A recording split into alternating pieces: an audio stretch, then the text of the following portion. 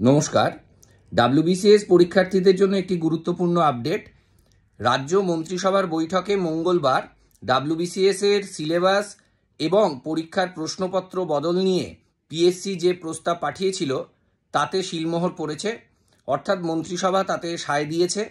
তার অর্থ এই দাঁড়ায় যে ডাব্লিউবিসিএস এর যে সিলেবাস পরিবর্তন নিয়ে আমরা প্রায় 1 বছর আগে থেকে বিভিন্ন আশা এবং আশঙ্কায় ভুগছি, সেই সিলেবাসের পরিবর্তন অবশেষে হতে চলেছে।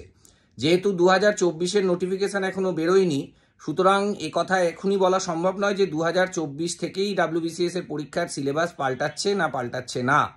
তবে এটুকু বলা যায় যে এবছর থেকে নাকি পরিবর্তিত সিলেবাস যবে থেকে লাগু হবে তবে থেকে ইউপিএসসির ধাঁচে পরীক্ষা করার জন্য, ডাব্লিউবিসিএস পরীক্ষা করার জন্য পিএসসি প্রস্তাব পাঠিয়েছিল।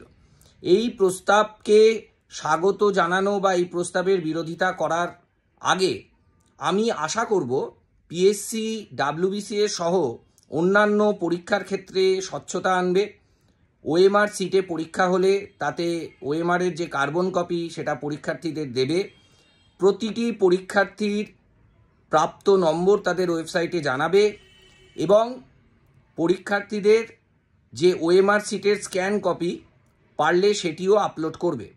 এবং আমরা দেখেছি যে ডাব্লিউবিসিএস 2023-এর প্রিলিমিনারি রেজাল্ট বেরোবার কয়েকদিন পরে আন্দোলনকারী পরীক্ষার্থীরা বিভিন্ন দাবি দাওয়া পিএসসিতে পেশ করেছিল।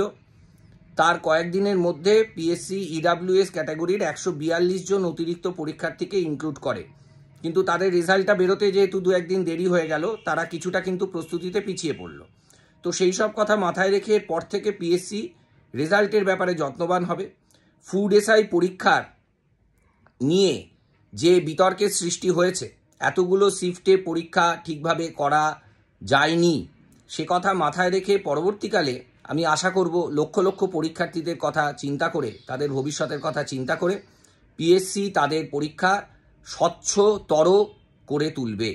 এর পাশাপাশি আমি চাইব যে ডাব্লিউবিসিএস সহ পিএসসির অন্যান্য রিক্রুটমেন্ট পরীক্ষা প্রতি বছর নিয়মিতভাবে হোক এবং রেজাল্ট বেরোবার ক্ষেত্রেও যেন ইউপিএসসির মতনই, এবছরে আমরা জানি যে ইউপিএসসিতে 1 মাসেরও কম সময়, প্রায় 15 দিনের মধ্যে প্রিলি রেজাল্ট বেরিয়ে গেছিল, আর সেখানে ডাব্লিউবিসিএস পরীক্ষা ডিসেম্বরে হয়েছিল, তার রেজাল্ট বেরোচ্ছে জুলাই মাসে। তো এই যে 7 মাস এবং 15 দিন, এই যে ব্যবধানটা, এটাও আশা করি পিএসসি কমাবে। শুধুমাত্র প্রশ্নপত্র এবং সিলেবাসের বদল নয়, পিএসসির পরীক্ষা নেওয়ার যে পদ্ধতি এবং পরীক্ষার্থীদের সঙ্গে সহযোগিতা করার যে মানসিকতা, সেইটাও যেন পুরো মাত্রায় বজায় থাকে।